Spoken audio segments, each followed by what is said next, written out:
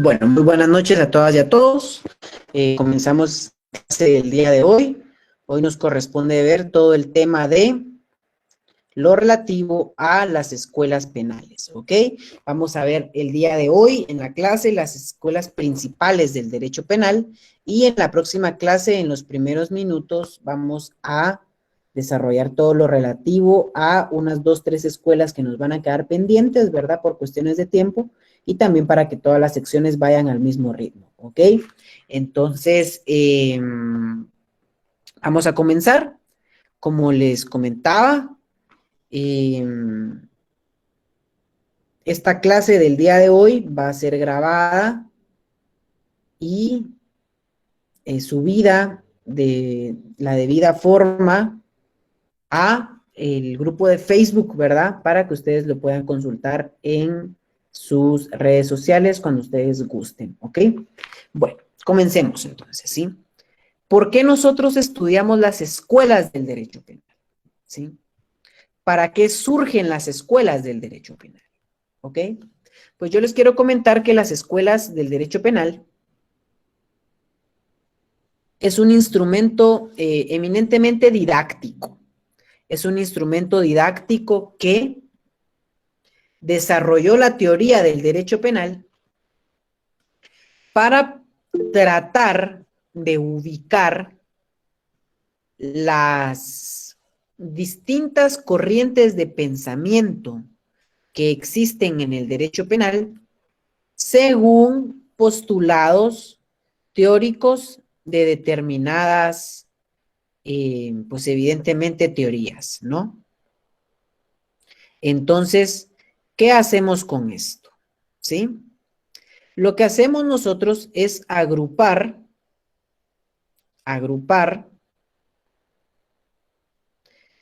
cada una de las teorías que van surgiendo, ¿sí?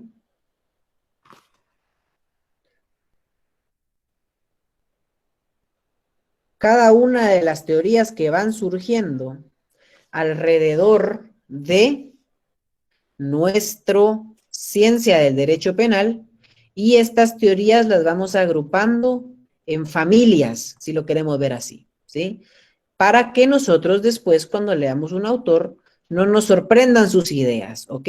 Sino que podemos decir, ok, las ideas de este autor, las ideas de este abogado, las ideas de este congresista, las podemos ubicar en la escuela clásica, en la escuela positiva o en una determinada escuela intermedia. ¿Para qué nos sirve? Por temas didácticos, ¿sí? Para nosotros poder ubicarnos en ese mundo de autores y de doctrinas y de libros que hay del derecho penal y estudiarlo de una mejor forma, ¿sí? Y que sus ideas no nos sorprendan, porque ya van a ver ustedes que tanto las ideas de la escuela clásica como las ideas de la escuela positiva, por ejemplo, suenan bastante convincentes. Suenan bastante convincentes, ¿sí? Pero tenemos que ver su aplicación en la práctica, ¿ok?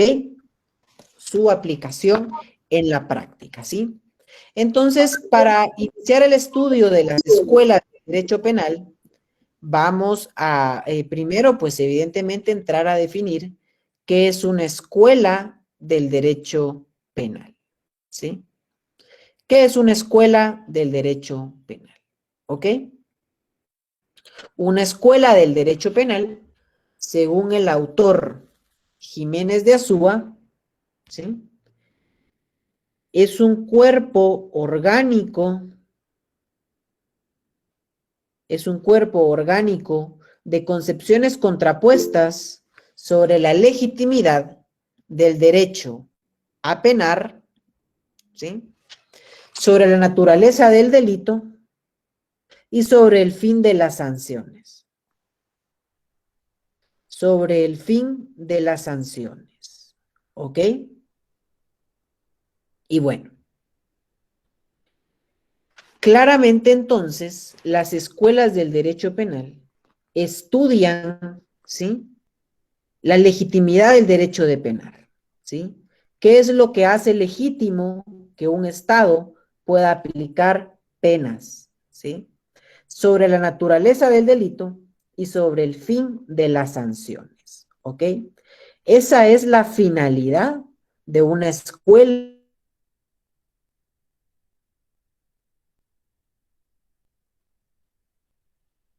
Porque esta diapositiva es la base de toda la clase del día de hoy, ¿sí?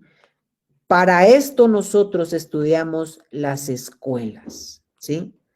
Eh, si tienen una duda, como les digo, realicémosla porque me pasó una experiencia que me preguntó una persona en clases anteriores, en secciones anteriores, ¿para qué servían las escuelas ya al final de la clase? ¿Sí? Entonces, sí es muy importante que realicemos nuestras preguntas en el momento de la clase, porque si no, no vamos a comprender o se nos va a dificultar comprender todo el conocimiento de la clase del día de hoy, ¿ok? Entonces, si hay alguna duda, formúlenla en su momento en el chat, ¿sí? O levanten su mano y yo con todo gusto, cuando hacemos la pausa respectiva entre diapositivas, les doy la palabra para que tomen el micrófono, ¿ok? Pregunta nuevamente sobre la finalidad. La finalidad está en su propia definición, ¿sí?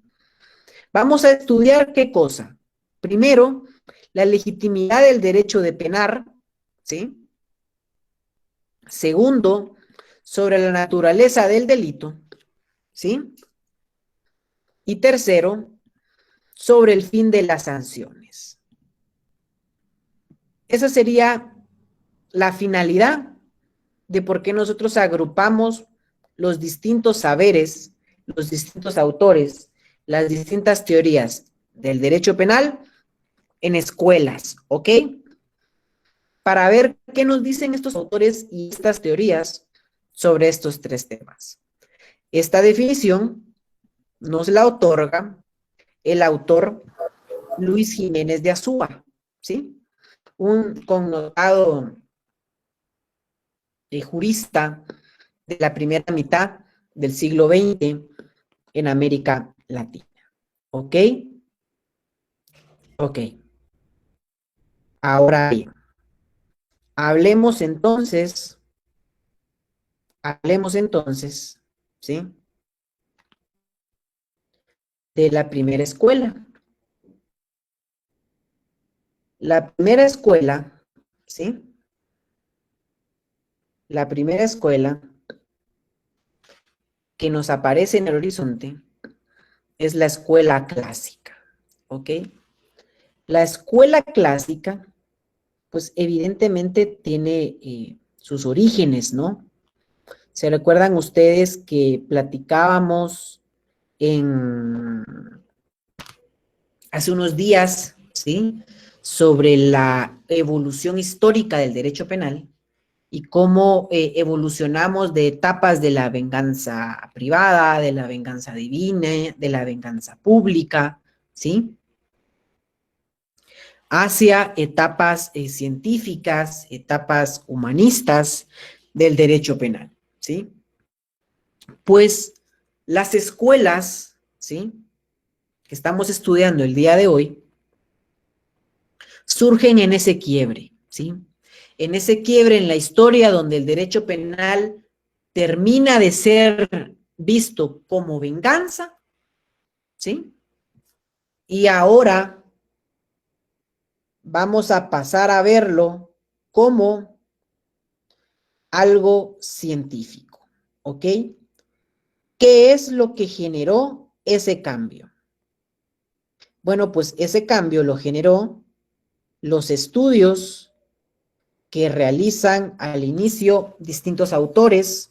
Yo aquí solo les coloco dos, pero son varios autores, ¿sí?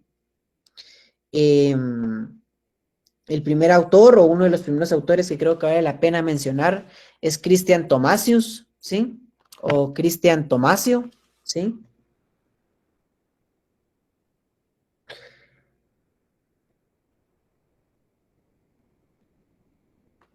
Y este autor, Christian Tomasio, Imagínense en la época en la que realiza estas críticas, no fue fácil para él, pero critica básicamente la concepción de la herejía como un crimen, ¿sí?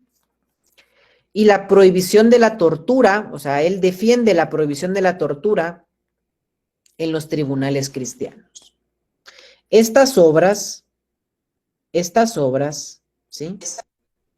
Lo que buscan es criticar, número uno, la persecución de las brujas con base al delito de herejía. Decía Cristian Tomasio, bueno, pues el delito de herejía, ¿cómo es posible que estemos condenando a las personas por expresar sus ideas, no? O sea, realmente si una persona critica al cristianismo, no, pues evidentemente critica lo de nosotros, pues evidentemente, ¿cómo va a ser posible el tema de condenarlo por herejía? O sea, no es lógico, ¿sí? No es lógico, ¿sí? Entonces, con base a eso, pues evidentemente, ¿sí? Empieza a generar esas críticas, ¿no? Empieza a generar esas críticas para eh, poder tratar de racionalizar, tratar de buscar soluciones a estas cuestiones que ya presentaba el poder punitivo, ¿no? Que ya habían cuestiones bastante complicadas sobre la legitimidad de aplicar castigos por herejía o utilizar la tortura en los juicios penales, ¿sí? Vean ustedes que este autor es uno de los que inicia a criticar ese tipo de cuestiones. Otro autor es Cesare Beccaria. En este caso, Cesare Beccaria, con su obra sobre el Tratado sobre los delitos y las penas, ¿sí? Argumenta básicamente contra 5 elementos muy comunes en aquella época, ¿sí? La crueldad del derecho penal, la tortura, la arbitrariedad judicial, la desigualdad de las personas ante la ley penal y la pena de muerte, ¿sí? La pena de muerte, ¿ok? Y entonces, este tipo de estudios, ¿sí? Empiezan a generar ideas que luego van a solidificarse en el próximo siglo respecto a la finalidad del derecho penal, ¿sí? Según la escuela clásica, ¿sí? Evidentemente, surge en esta primera etapa del derecho penal la escuela clásica como una respuesta a estos abusos del poder punitivo en las etapas de la venganza privada, la venganza divina y la venganza pública, ¿no? Y a través de qué autor se materializa estos principios, ¿ok? Es a través del autor que se llama Francesco Carrara, ¿sí? Francesco Carrara, con estas influencias de otros, pues evidentes casos, ¿no? En el siglo anterior a Francesco Carrara, pues evidentemente empezamos a hablar ya de la creación del delito como un ente jurídico, ¿sí? La creación del delito como un ente jurídico. ¿Por qué? Porque antes, ¿sí? El delito era considerado como un pecado, ¿sí? Antes el delito era considerado como algo inmoral, ¿sí? Lo cual habilitaba a ese poder punitivo contra las brujas, por ejemplo, o habilitaba a ese poder punitivo contra personas que hablaban contra la iglesia, ¿sí?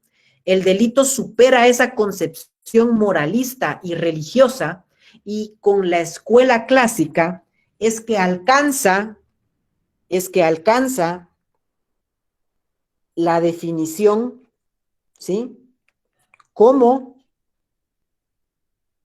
un ente jurídico, ¿sí?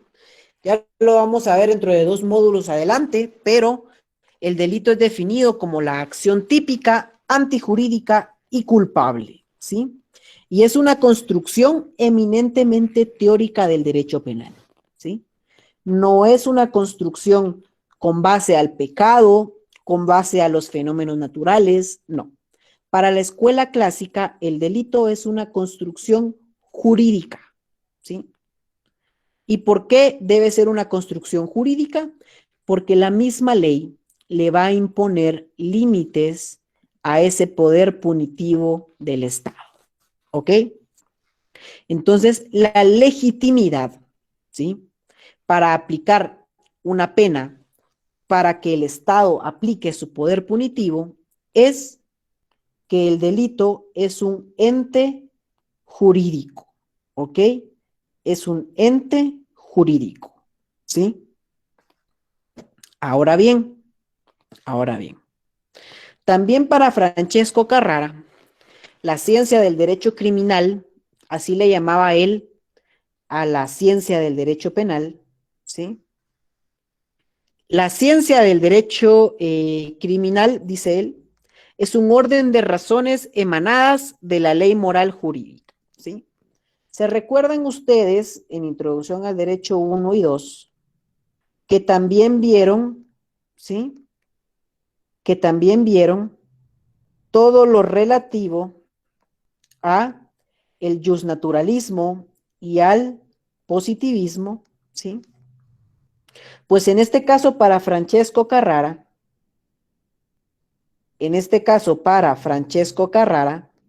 ¿sí?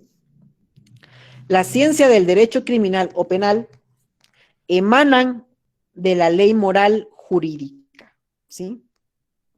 De la ley moral jurídica.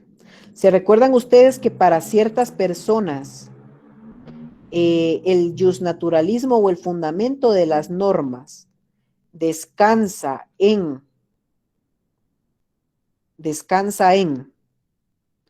Dios, según el justnaturalismo primitivo? Pues en este caso ya no descansa en Dios, ¿sí? El derecho penal. Ahora descansa en la razón, ¿sí? Y esa razón emana de la ley moral jurídica, ¿sí? No es una moral religiosa, es una moral jurídica, ¿sí? Es una moral jurídica, ¿ok? Como un tercer postulado de Francesco Carrara, ¿sí? Como un tercer postulado de Francesco Carrara, podemos ver que la cantidad y la calidad de la pena, ¿sí? La cantidad y la calidad de la pena, ¿sí? Debe ser proporcional al daño que con el delito se ocasiona al derecho. Que con el delito se ocasiona al derecho.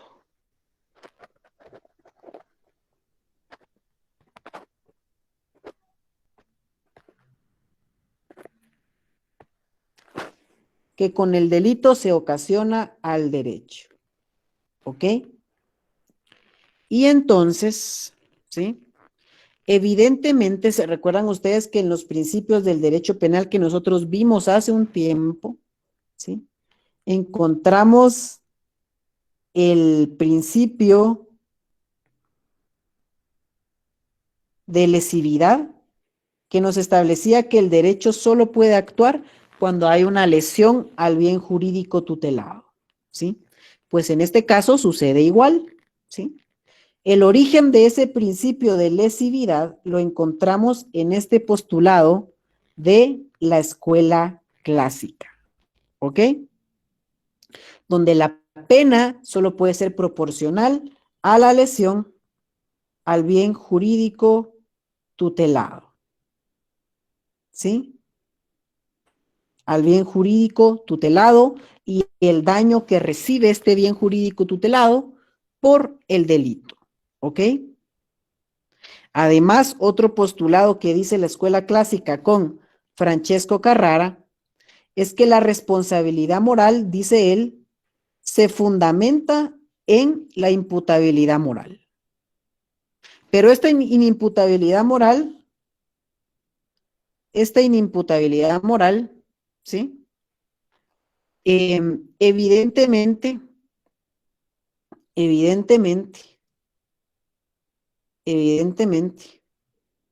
depende de una voluntad inteligente y libre, ¿sí? Una voluntad inteligente y libre, ¿sí? Que se relaciona mucho con el siguiente postulado, y es que el libre albedrío se acepta como un dogma para fundamentar al derecho penal. ¿Qué quiere decir esto? ¿Sí? ¿Qué quiere decir esto? ¿Qué quiere decir esto? Que para que el derecho penal habilite al poder punitivo, ¿sí? Es necesario que la persona que comete el delito, es necesario que la persona que comete el delito evidentemente sea una persona libre, ¿sí? Sea una persona libre, ¿sí? Sea una persona libre. ¿Qué quiere decir esto? Que tienen que cometer el delito, ¿sí? Con libertad. O sea que, ¿sí? La persona tiene que ser libre. No tiene que ser, por ejemplo, una persona que esté sufriendo un trastorno mental. No. Tiene que ser una persona con plena capacidad de poder discernir sobre lo que está haciendo y las acciones que está cometiendo, ¿sí? Quiero que reflexionen sobre la escuela clásica y vean lo siguiente. Veamos que la escuela clásica se fundamenta en acciones, se fundamenta en la libertad del sujeto, se fundamenta en la racionalidad del derecho penal, ¿sí? No nos estamos fundamentando en características físicas, ¿sí? Porque evidentemente para cometer los delitos, ¿sí? Necesitamos juzgar únicamente acciones, ¿sí? No vamos a juzgar a las personas por qué cara tienen o por qué es lo que son, ¿ok? Esto es lo que defiende la escuela clásica. Pero evidentemente la escuela clásica tiene sus críticas, ¿sí? Y aparece otra escuela que le debate todas sus ideas, ¿sí? Y esta escuela es la escuela positiva del derecho penal, ¿sí? La escuela positiva del derecho penal, a diferencia de los antecedentes de la escuela clásica, donde se recuerdan que busca criticar a ese abuso del poder punitivo, la escuela positiva no parte del estudio del poder punitivo para generar sus teorías, ¿sí? La escuela positiva del derecho penal parte de la necesidad de aplicar, ¿sí? El método de las ciencias naturales a las ciencias sociales. Y evidentemente una de las ciencias sociales que sufrió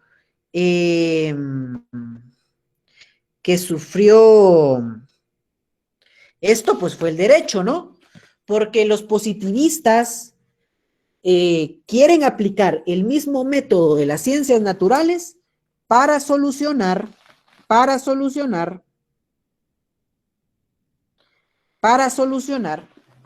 todo el tema de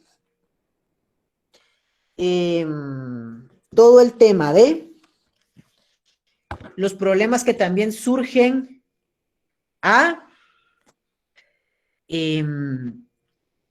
las ciencias físicas, también surgen los mismos problemas, dice la escuela clásica, en las ciencias sociales, ¿sí?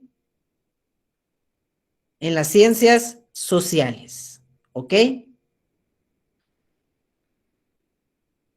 En las ciencias sociales. En las ciencias sociales, ¿ok? Ahora bien, ¿de dónde salen estas ideas del positivismo? ¿Sí? ¿De dónde salen las ideas del positivismo? Bueno,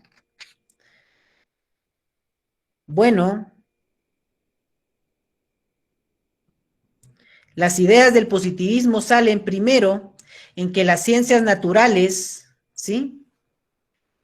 Tienen un método para explicar el mundo a través de la relación entre causa y efecto, ¿sí? Entre causa y efecto, ¿sí?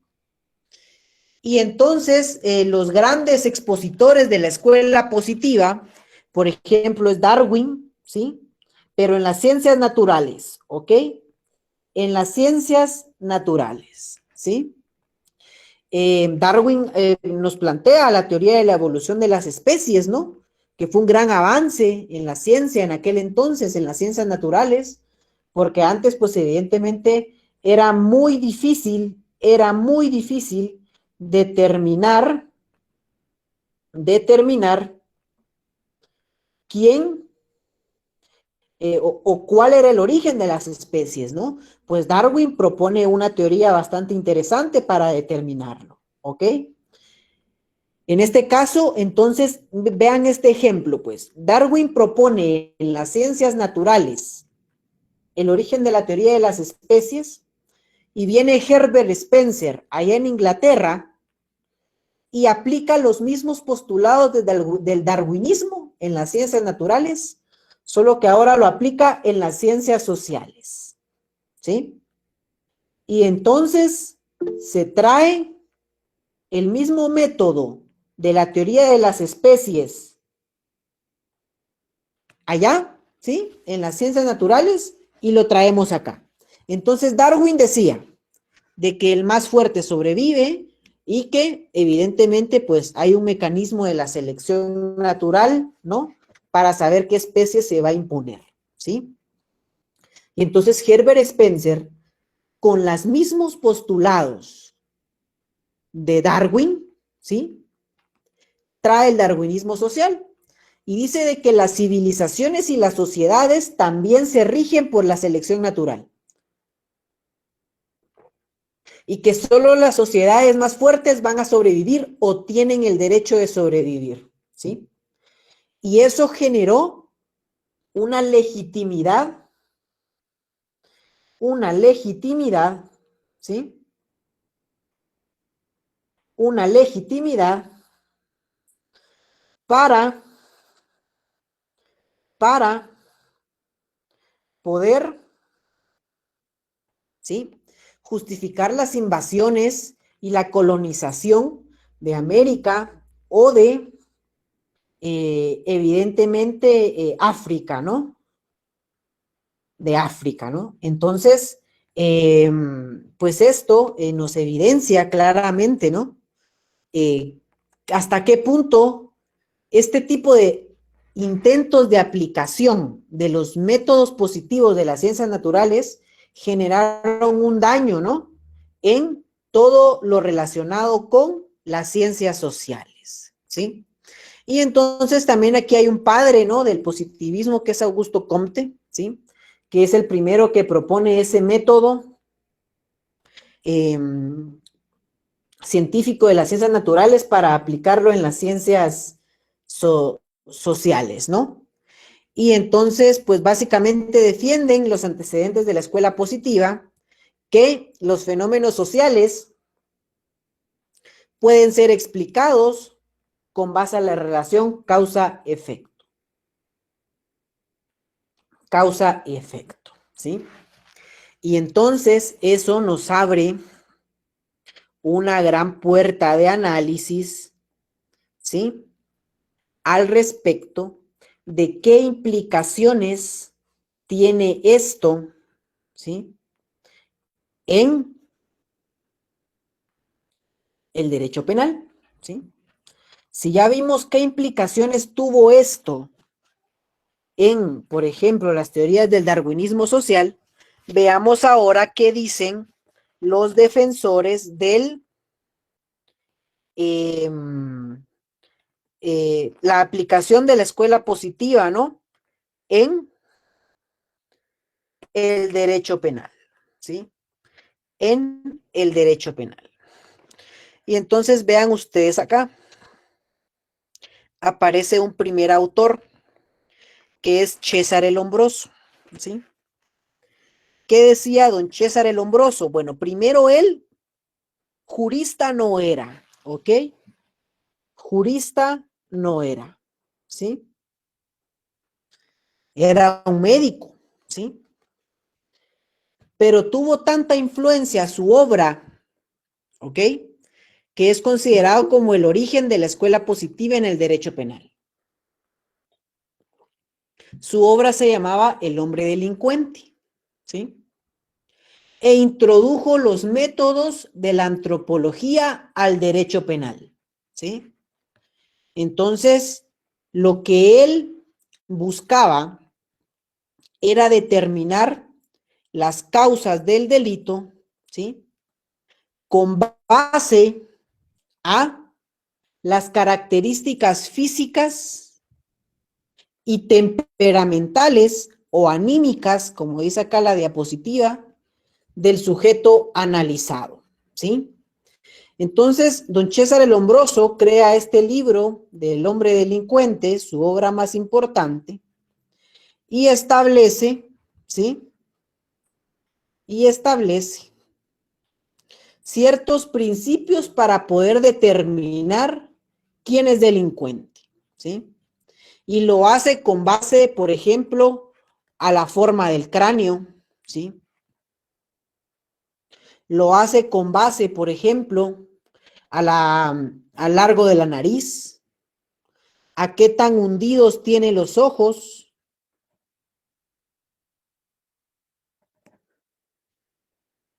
Todo ese tipo de estudios propios de la medicina trata César el Hombroso de darle una explicación al delincuente con esas teorías, ¿sí? Con esas teorías, ¿ok? Entonces, ¿sí? Para don César el Hombroso, los delincuentes pueden ser natos, o sea, que nacieron siendo delincuentes, o sea, que desde que son fetos ya tienen esa predisposición a la violencia, a delinquir, dice don César el Hombroso. Dice también que hay delincuentes morales, ¿sí? Que su propia moralidad los hace ser delincuentes. Hay delincuentes epilépticos, locos, alcohólicos, ocasionales, ¿sí? Y entonces, y entonces, y entonces,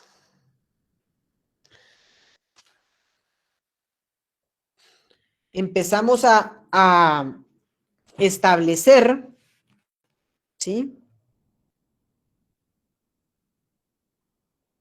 Que los delincuentes,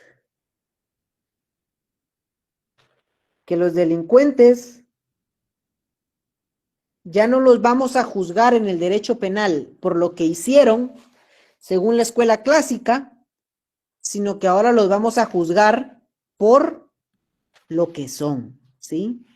por sus características físicas, ¿sí? Sobre eso vamos a juzgar a los delincuentes, según la escuela positiva, ¿ok? Se basa entonces don César el Hombroso, acá en la última línea de la diapositiva, sobre la biología, ¿ok? Las teorías penales se basan ahora en la biología, según César el Hombroso.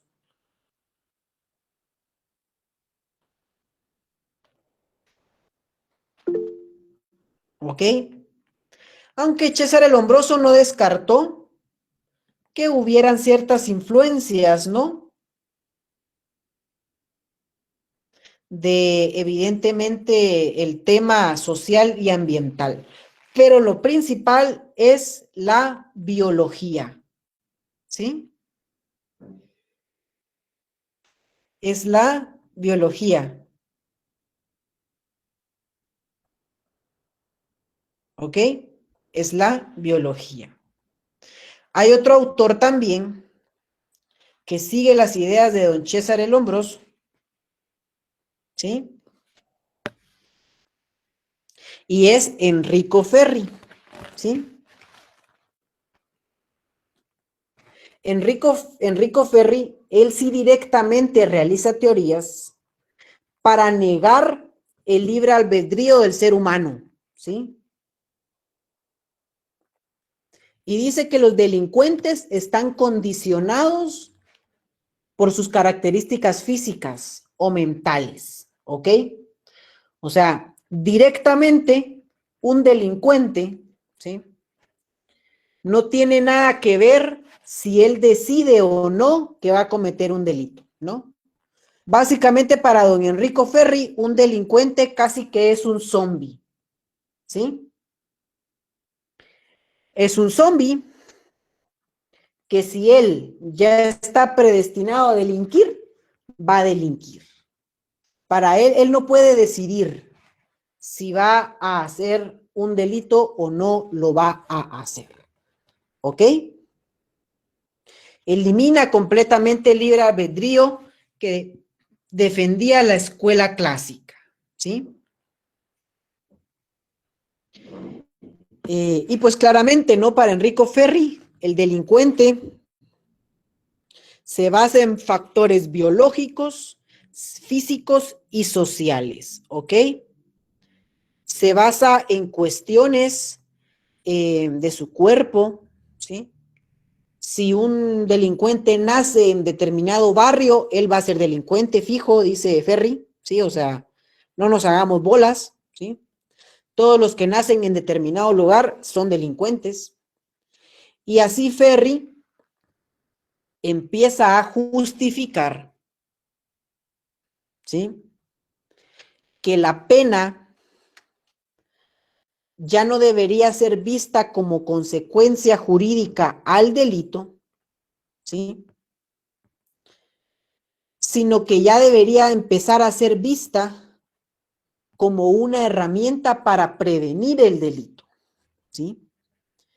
Pero en principio suena bien, pero en la práctica esto implica la creación de las medidas de seguridad. Y las medidas de seguridad no es más que la limitación de la libertad de una persona, no por los delitos que haya cometido. A Ferri, Ferri dice, a mí no me importa si ha cometido o no delitos. Lo que yo voy a hacer es, con base a mi estudio médico, determinar si esta persona va a cometer delitos, ¿sí? Y si esta persona va a cometer delitos, lo encierro, ¿sí? Lo encierro, ¿ok? Así es como piensa Ferri, ¿sí? Y entonces imagínense, si para don Ferri ustedes tienen la cabeza muy grande, hay que encerrarlos, ¿sí? Si yo tengo la nariz muy grande, hay que encerrarme, porque según mis características físicas, yo estoy predispuesto a cometer un delito, ¿sí? O por ejemplo, Si yo vivo en determinada zona roja, ¿sí?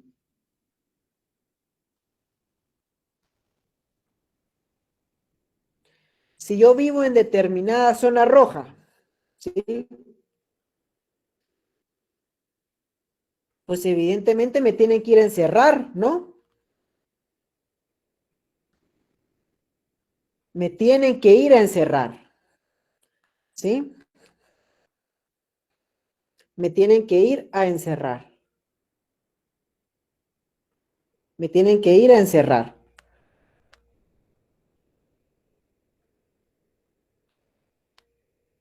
¿Ok? Y así es como Enrico Ferri empieza a justificar las medidas de seguridad. La aplicación del poder punitivo previo a siquiera que una persona cometa un delito. ¿Sí? Y entonces el derecho penal aquí, según este último párrafo,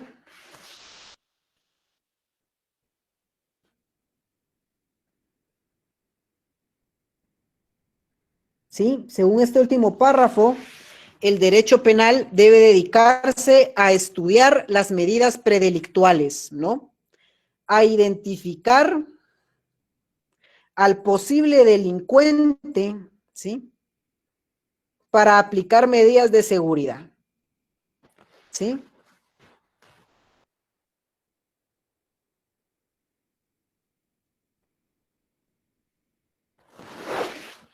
Para identificar medidas de seguridad a aplicarse a futuros delincuentes, ¿sí?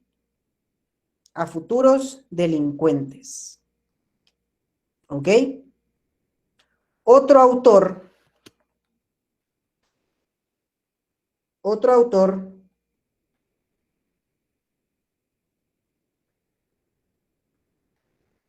es Rafael E. Garófalo, ¿sí?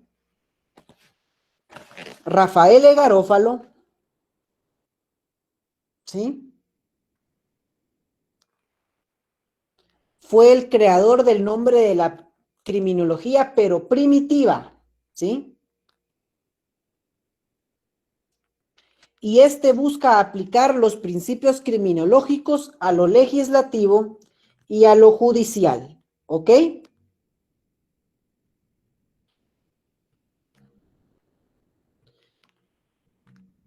A lo legislativo y a lo judicial, ¿sí?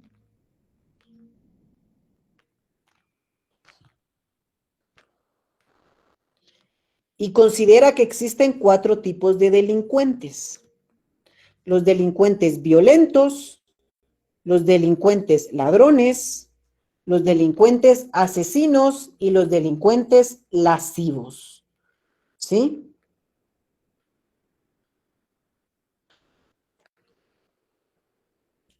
Los delincuentes lascivos.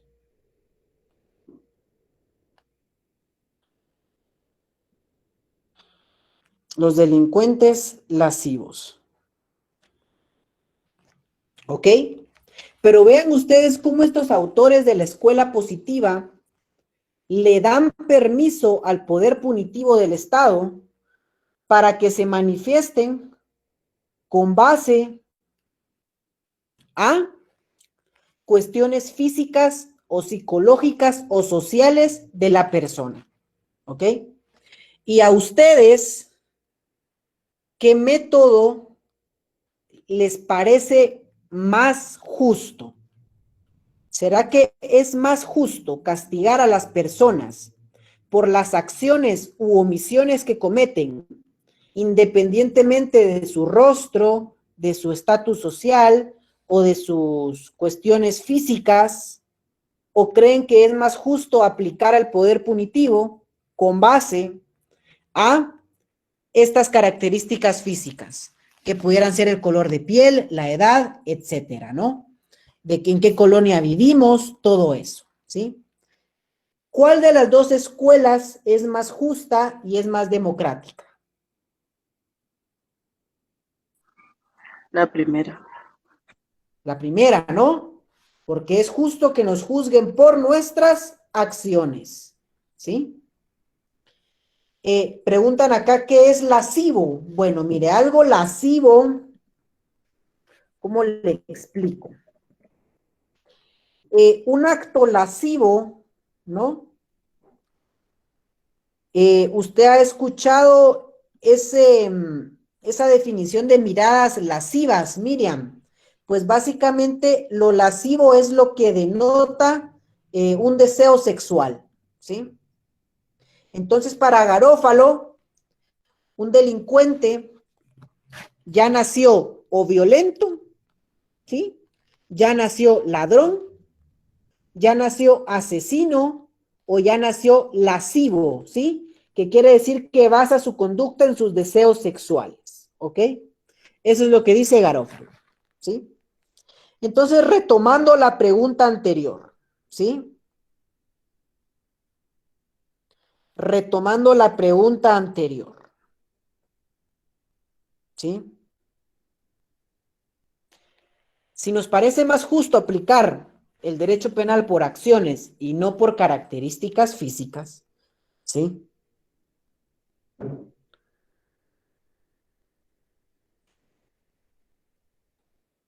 Entonces, ¿sí? Entonces, veamos la comparativa entre estas dos escuelas, ¿sí? Veamos la comparativa entre estas dos escuelas, ¿sí?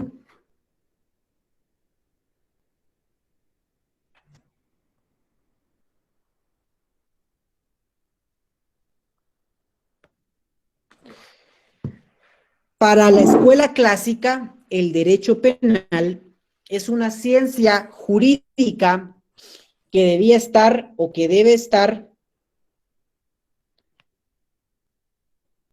dentro de los límites de la ley, ¿sí?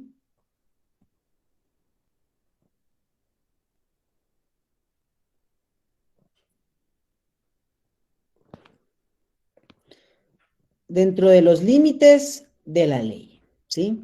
Mientras que para la escuela positiva, el derecho penal es parte de las ciencias fenomenalistas, ¿sí? Una simple rama de la sociología criminal, ¿ok? Una misma rama de la sociología criminal, ¿sí? Una misma rama de la sociología criminal, ¿sí? Para la escuela clásica, el derecho penal tiene que seguir un método racionalista o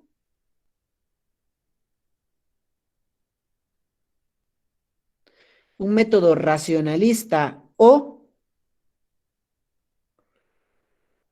método especulativo, ¿sí? Propio de las ciencias sociales, ¿sí?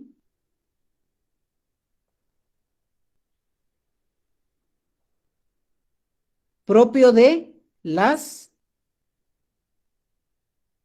ciencias sociales, ¿sí?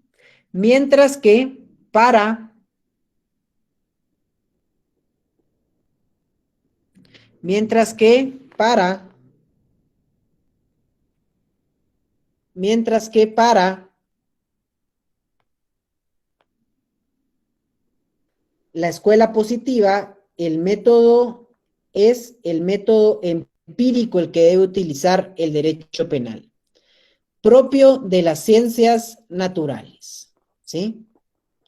Propio de las ciencias naturales, ¿sí? El delito para la escuela clásica es un ente jurídico. Ya no hablamos del delito en términos como pecado, ya no hablamos del delito como términos moralistas, ¿no? Como tal. Estamos hablando de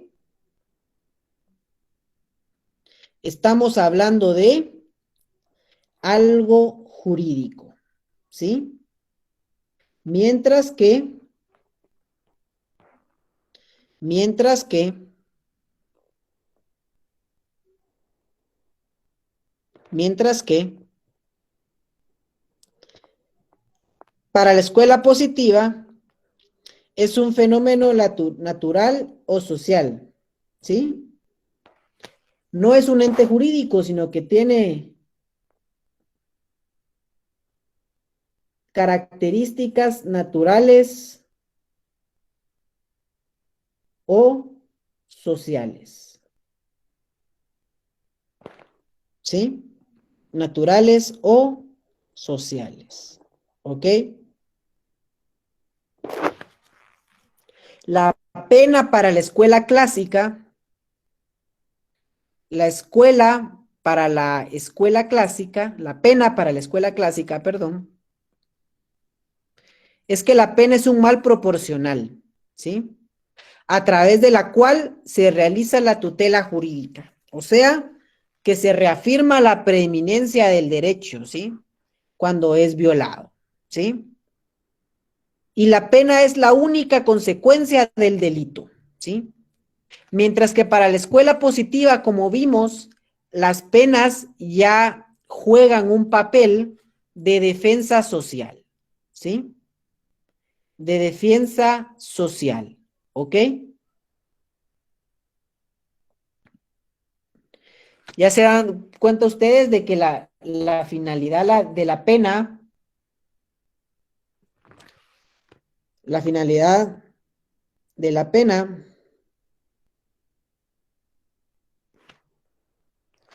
es un medio de defensa social para la escuela positiva, ¿ok? Mediante la prevención general, o sea que la pena tiene una finalidad de amenazar a toda la sociedad para que no cometan delitos, o la prevención especial. La prevención especial es dirigida únicamente al posible autor del delito, al peligroso, ¿sí? Para él va dirigida la pena. En cualquiera de los dos casos tiene una finalidad de amenaza, ¿sí? Mientras que para la escuela clásica, el delincuente es un ser con libre albedrío, ¿sí? Lo cual es la base de su responsabilidad penal. Mientras que para la escuela positiva, el delincuente es un ser anormal, ¿sí? Un ser atávico, un ser que tiene trastornos epilépticos, está loco, ¿sí? Y se basa la definición de delincuente en características anatómicas, psíquicas y funcionales especiales, ¿sí? Funcionales especiales, ¿ok? Funcionales especiales, ¿sí? Y este cuadro es clave, ¿no? Y se los voy a compartir en diapositivas y lo pueden copiar ustedes, ¿ok? Y bueno, ¿qué origina todo este estudio de las escuelas del derecho penal? Dos concepciones sobre el derecho. El derecho penal, según la escuela clásica, debe ser un derecho penal de acto, ¿sí? ¿Y a qué hace referencia un derecho penal de acto? Un derecho penal de acto sostiene, ¿sí?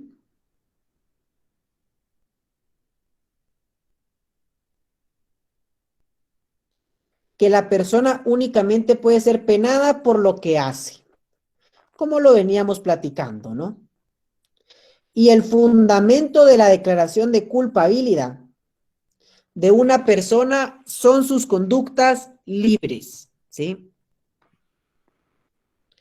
No sus características físicas o personales, ¿ok?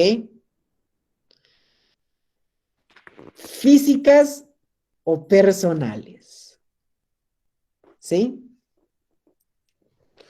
Mientras que la escuela positiva nos habla del derecho penal de autor, ¿sí?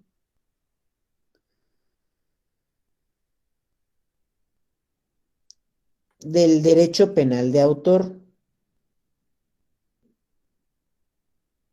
¿Y sobre qué trata el derecho penal de autor? ¿sí? Sobre el derecho penal de autor se basa en el concepto de peligrosidad social, ¿sí? Y la culpabilidad se basa en las características físicas y psicológicas del autor y la posibilidad que cometa nuevos delitos, ¿sí? O sea que no me importa si una persona cometió o no cometió un delito, sino que lo único que me importa es si la persona es un delincuente, si la persona tiene características físicas de delincuente y todo, ¿no? Y se habilita un derecho penal de doble vía, ¿sí? Donde aplicamos al poder punitivo como medida de seguridad o como pena, ¿sí? Lo aplicamos entonces como consecuencia jurídica al delito o lo aplicamos como algo para prevenir el delito. Aunque no haya cometido delito, lo encerramos, ¿ok? Y la pena tiene un efecto terapéutico, muy propio de las ideas médicas de la escuela positiva. Y con esta diferenciación terminaríamos la clase del día de hoy. Si hay alguna pregunta, la pueden realizar con todo gusto. Yo la responderé y me quedaré con ustedes hasta que quede terminada la última duda. ¿Ok? Yo tengo una, pero no es respecto a la clase, sino que ¿cuál sería la fecha del primer parcial? Fíjese que, compañera y compañeros, le comento que ya nos pidieron los links para el examen, pero todavía no nos han dado fecha. Pero yo considero que va a ser dentro de unas 2 semanas, ¿sí?